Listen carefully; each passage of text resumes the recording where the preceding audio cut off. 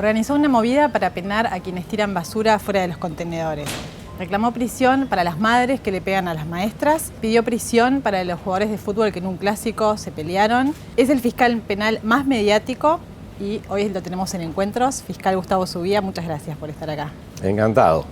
¿Qué busca con su exposición pública? Busco dos cosas. Primero, terapia para mí. Es un mecanismo terapéutico el poder manifestar las ineficiencias que uno observa a diario. Es muy difícil trabajar en algo, ver que hay insustancialidades, ineficiencias, inequidades y varias otras y quedarse callado frente a eso. Para mí es muy difícil. Y lo segundo, modificar. Y algunas cosas se modifican. Si uno, con lo que estima que es la razón tanto por lo racional como por lo emocional, porque vivimos en una sociedad que evalúa la justicia de las cosas también, no solamente por lo racional, sino por el dolor que las cosas le provocan. Si en un momento en que hay tanto dolor y hay tanta ineficiencia también incluso por el sistema, no vinculado a personas en particular, sino un sistema que no está funcionando, y bueno, lo mínimo creo yo que tiene que hacer una persona es hablar. ¿Cómo describe al delincuente con el que se cruza a diario en un juzgado? Son variados. Eso es como hablar del pueblo, cuando se habla de el pueblo dice esto y el pueblo dice... El pueblo es una variación de personalidades. Pero hay como parámetros y cosas que se repiten, bueno, ¿no? Es decir, hay un perfil hasta biológico, un biotipo, por el cual algún insigne antropólogo del siglo XIX fue muy criticado, pero que sin embargo hay determinados biotipos. Entonces, vamos a separar como categorías. El estafador tiene una percepción, una mirada, una capacidad para comunicarse que no es la misma que la del rapiñero. El rapiñero tiene una dureza, el rapiñero tiene una velocidad, tiene un perfil agresivo que tiene otra naturaleza. El que comete hurtos en general tiene también un perfil de mayor peso en sus espaldas de la vida. Los delitos sexuales tienen otros perfiles también muy típicos y así sucesivamente. Así que cuando usted me habla de los delincuentes son como categorías diferentes. Pero vamos a el rapiñero, que quizás sea el arquetipo del delincuente que está asolando nuestro país, las rapiñas. El rapiñero en general es un individuo que tiene gran claridad en cuanto a por qué lo hizo, cómo se trata de zafar, con qué instrumentos se va a manejar, tiene una velocidad de respuesta muy violenta, tiene una postura física agresiva, generalmente se sientan en los boxes de los juzgados ocupando, estirando sus piernas y sus brazos para ocupar el máximo lugar posible, contestan a preguntas con preguntas, muchas veces violentas, y tienen generalmente un perfil delictivo perfectamente marcado al punto que en conversaciones con ellos refieran a que yo estoy trabajando. Y si perdí es un problema circunstancial, pero mi trabajo es mi trabajo. Y uno observa ahí que a pesar de que la sanción para la rapiña es muy dura, hoy tenemos un mínimo de 4 años, sin embargo, hay personas que hacen de la rapiña el perfil diario de vida. ¿Por qué? Porque las ganancias que se obtienen son también muy importantes. Entonces, cuando la ganancia es importante, cuando la posibilidad de que lo atrapen es muy poca, y cuando la posibilidad de que lo sancionen duramente es muy poca también, entonces volvemos a lo que ya hace años que vengo sosteniendo, y es delinquir es delito. Y si delinquir es delito, quitar la delincuencia es muy complicado. Y sobre todo, conviene, dice usted, que les conviene. Que les conviene, claro que sí. Y sobre todo cuando nosotros tenemos ese perfil, que algunos de los delincuentes se refieren a ese resto de la población de trabajo y de familia con desprecio, pero también tienen la sensación y la percepción de que el resto de la sociedad, vamos a usar las palabras que a veces ellos utilizan, somos unos perejiles. Perejiles en el sentido que ellos pueden hacer su negocio y nosotros no tenemos herramientas como para poder lograr la represión de ese tipo de delitos. En las conversaciones se nota esa dicción del rapiñero o el delito violento, en cuanto a que la sociedad como que no tiene medios para poderles hacer frente, y ellos hacen su pingüe ganancia en su actividad. ¿Alguna vez fue víctima de una rapiña? ¿De un delito? De rapiña, no. Mis hijos sí. A mí se ve que por la cara no les gusta rapiñarme porque suponen que no tengo mucho dinero. ¿Pero de delito? De delito sí, ¿Qué delito? Varios hurtos y he tenido algunos otros, no sé si calificar de delitos, pero en oportunidad de haber solicitado algunos procesamientos, me han insultado tumultuariamente en la puerta de los juzgados y todo, que no hice la denuncia en su momento. ¿Cómo lidia con eso? Bueno, probablemente si algún psiquiatra está viendo esta edición va a ofrecerme su consulta porque no me molesta sustantivamente. ¿Usted anda armado? Ando armado. ¿Por qué? ¿A qué tiene miedo? A la muerte. ¿Y está dispuesto a disparar si un ladrón le viene a robar el auto, por ejemplo? No, depende. Cuando le dije a la muerte fue muy genérico. Es decir, no, tengo miedo al copamiento de mi casa con mi familia, para empezar. Eso es a lo que más miedo le tengo. Es una de las experiencias más brutales y traumáticas que nos dicen las víctimas cuando hay un copamiento que dura 3 horas. Debe de ser aquello, el infierno concentrado en esas 3 horas que las personas para ellas son indelebles. Y eso me obliga, sí, no por mi condición de fiscal. Ando armado como ciudadano que por mi condición de fiscal tengo una habilitación más fácil para... Y ahora me agarró mal porque si no, la broma predilecta que yo tengo cuando me preguntan si ando armado es exhibirle el arma que es la virome, porque esa es mi otra arma. Yo creo que es mucho más efectiva que el arma de fuego. Porque con la virome yo pongo la firma y con la firma avalo mis solicitudes de pedido de prisión. Nunca la tuvo que usar el arma por ahora. Nunca la tuvo que usar el arma por ahora. No. ¿Seguro? No la he tenido que usar. Que yo recuerde, pero veo que con los años uno se pone a veces... pero he tenido, ya le digo, familiares rapiñados, hurtos a granel y sobre todo ese delito cuando uno llega a su casa.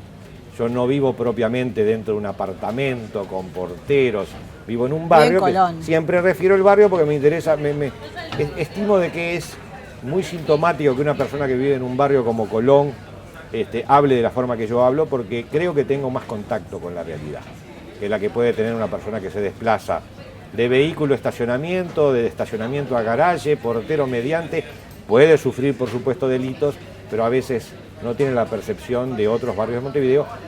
Y le digo, a la Feria de Colón me es complicadísimo hacer los mandados, que los hago, porque permanentemente los vecinos se acercan para conversar de todos estos temas. Y les pido un poco de piedad porque es el sábado, el día de la feria. ¿Qué le dice la gente eso en bueno, la calle? No podemos solucionar los particulares, pero recibo muchos comentarios de esa gente de barrio, gente de trabajo, que visualiza ese sentido que usted lo habrá percibido, una desazón por lo que no se hace. Y dicen, no se puede hacer nada. Y yo digo, no, se puede hacer y mucho. En menores infractores se logró, yo lo impulsé, la ley que impuso 12 meses de mínima a los menores por los delitos violentísimos. Y logró, hubo un decaecimiento inclusive de los homicidios radical en los años posteriores a la ley que venían en crecimiento. Y además no siempre es la esperanza de que no haya delito, es la respuesta ética a la víctima, son dos cosas diferentes. A veces nos manejamos, no, porque de esta forma va a haber menos delito, y yo digo, no compliquemos con números fríos y faltos de dignidad, lo que es que la víctima tenga el derecho a ver que a la persona que le mató a su marido, a su padre, sea sancionada. Eso es la respuesta ética del derecho. No manejemos estadísticas para arriba y que de esta forma, que bajaron, que subieron. No. Eso es un problema además. No digo que esté mal. Lo que importa es respuesta ética, respuesta de justicia, esa justicia que nosotros llevamos en el vientre, porque la justicia es biológica. Bueno, esa respuesta de justicia ética es la que está faltando. Ahora, ¿qué delitos van a haber siempre? Y van a haber siempre. Sí, señor. Pero tenemos que dar esa respuesta que yo creo que la población tiene un descreimiento en este momento muy grande del sistema legislativo y como corolario de la aplicación de las leyes que hacemos nosotros los operadores, y eso hay que revertirlo. Pero no solamente con normas técnicas y con escalas de números.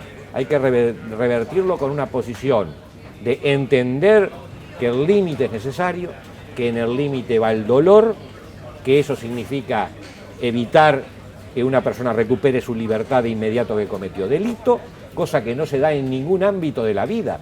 Usted pasa una luz en roja, lo agarran, multa. Vaya a pedir, no, déjeme la multa a la mitad, no me quite la... No, señor, la libreta, que a un hijo mío se la quitaron, en oportunidad de que había salido de una fiesta y tenía un poco de alcohol en sangre. 6 meses su vida se complicó, porque se complicó por su actividad en forma supina. ¿Cómo puede ser que una persona que le arrebata la cartera en la calle y probablemente la tira al piso a usted y le saca el sueldo del mes, sea procesada sin prisión y no reciba por los otros mecanismos de la libertad condicional un solo día de sanción? Usted no paga el BPS y tiene sanciones, no paga determinados tributos y tiene sanciones, no paga la patente, no paga el almacén, embargos, le traban, le complican la vida, y la persona que arrebata en la calle, ni que hablar de otros delitos, en un 40% son procesados sin prisión, que significa que no tuvo la más mínima sanción. Entonces, estamos en el mundo del revés. Las multas de tránsito se cobran hasta el último peso y las sanciones por delitos, muchas veces contra las personas, no existen, o por lo menos no existen en ese porcentaje que le decía. Después sale antes, después tiene la libertad condicional, después tiene la libertad anticipada, después tiene la salida transitoria, después tiene la reducción de... ¿Qué es lo que no funciona del sistema? Y bueno, hoy al código de proceso penal que tenemos actualmente, estamos creo que todos de acuerdo en que no funciona, en que es un código que ha tenido sus bondades para el pasado, tampoco no es absolutamente denigratorio, como dicen algunos, porque hemos convivido con él y cumple una finalidad, pero no en la plenitud en que la debería de cumplir un código de proceso penal. Pero lo que no puedo entender del nuevo código, y creo que ahí está el gran problema del nuevo código, es lo que se llama el Instituto de la Libertad Condicional. El Instituto de la Libertad Condicional no existe en otros sistemas acusatorios, es contrario al sistema acusatorio. Entonces, le damos ventaja a la persona cuando es procesada. No me parece, por eso le digo racionalmente, del todo mal, porque es presuntamente inocente. Bien, pero cuando cae la sentencia y se demuestra su culpabilidad, que pueda seguir libre, es un absurdo, y temo que esta tuerquita del nuevo código pueda hacer caer la credibilidad de todo el nuevo sistema. Lo que pasa es que el Uruguay, como muchas familias cuando tienen una situación de bonanza, se acostumbró a tener institutos liberatorios, a perdonar, pero a veces lo que tenemos que pensar es que es fácil perdonar con el dolor de otro, porque no es la víctima la que perdona. Y estoy usando un lenguaje coloquial, pero a ver si nos entendemos. Es el Estado el que de alguna forma perdona. Si fuera la víctima, podemos entender de que la persona, en uso de sus facultades de bondad y de piedad, pero el Estado lo hace como sistema. Y por eso tenemos procesamiento sin prisión un 40%. Libertades por vía de excarcelación provisional se dan en otro 60% a los 4 o 5 meses de cometido el delito. Después tenemos la libertad condicional. Llega la sentencia, no vuelve a reclusión para cumplirla. La libertad anticipada puede salir a partir de la mitad de la pena. Tenemos mecanismos de salidas transitorias por estudio, por trabajo, familiares, reducción de la condena también por trabajo, prescripción y otros sistemas, suspensión condicional, bueno, beneficios. Es algo así como al padre cuando le sobra el dinero, al hijo le regala para el cumpleaños, le regala el fin de semana, le regala por Navidad. Pero lo que pasa es que el Uruguay no está para seguir regalando. La gente en la calle no quiere que el Estado siga teniendo esa, comillas, bondad. Y eso que estamos hablando del número de delincuentes que capturamos. Si dijéramos capturamos un universo... Sí. De 10 rapiñas, solo una se aclara, lo dice el ministro de la Corte. Hoy, yo me manejaba hasta hace poco con los mecanismos de las notificaciones a los jueces. Y me daban 130, 140 mil delitos por año notificados a los jueces, de los cuales eran procesados aproximadamente el 10%, y la mitad casi de ese 10% iban sin prisión. Me manejaba con esas cifras. Pero últimamente me he dado cuenta, y a partir de mayor conocimiento de la realidad, de que lo que los jueces conocen no es lo que la policía conoce. La policía pasa algunos de los casos a los jueces. Quiere decir que hay una cifra ahí oscura que puede ser muy superior a las 130.000 denuncias por año. Usted habla de un tema filosófico que hace que los jueces, los operadores del sistema, los fiscales, no apliquen las sanciones que ya existen. Digo, más allá, dejando de lado el nuevo código, pensando en el proceso actual. Y a usted se lo señala como un duro en ese sentido, porque siempre pide prisión. ¿Que es necesaria la prisión para que los delincuentes entiendan? O sea, ¿por qué? ¿Por qué pide prisión? Precisiones, primero. No siempre pido prisión, punto 1. Punto 2. Cuando hablamos de un problema filosófico, sí, hablamos de una aplicación de la ley donde encuentro en colegas míos y en jueces, ni que hablar en los defensores, por supuesto, que es su oficio el hecho de buscar la no prisión de su cliente, encuentro una interpretación, a mi juicio a veces, demasiado tímida de lo que es la sanción penal. Vamos a empezar por el final de la historia. Las cárceles, no todas, pero las importantes, son muchas veces un infierno. Es real. Entonces, a partir del precepto de que las cárceles son un infierno, muchos estiman de que la prisión no debe utilizarse. ¿Cuál es el problema de no utilizar la prisión? Que entonces, con esas cifras que le acabo de relatar, más la no prisión, entonces esto se transforma en un circo para delincuentes, donde el delito es negocio y por eso todos sabemos que el delito crece. Entonces, tenemos que elegir entre valores que se encuentran en contraposición. Siempre la vida, lo fácil es elegir entre el bueno y el malo de la película, porque ahí el director ya le da a uno todo digerido para que prefiera el bueno.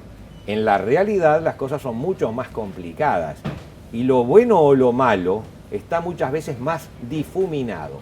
Pero si a mí me dan, y además por mi posición de fiscal, me dan a elegir entre lo que es, a pesar de la dureza de las cárceles, remitir a una persona a la prisión, pero por el otro lado, impedir que siga delinquiendo, porque muchas veces no se trata de castigar el delito antecedente, sino que, como decimos en el lenguaje coloquial, a calzón quitado hablando, todos sabemos que lo que se procura es impedir que esa persona siga delinquiendo. Si usted me pone este valor versus este otro valor, y bueno, yo elijo el impedir que esa persona siga delinquiendo y por eso siento la dureza del sistema.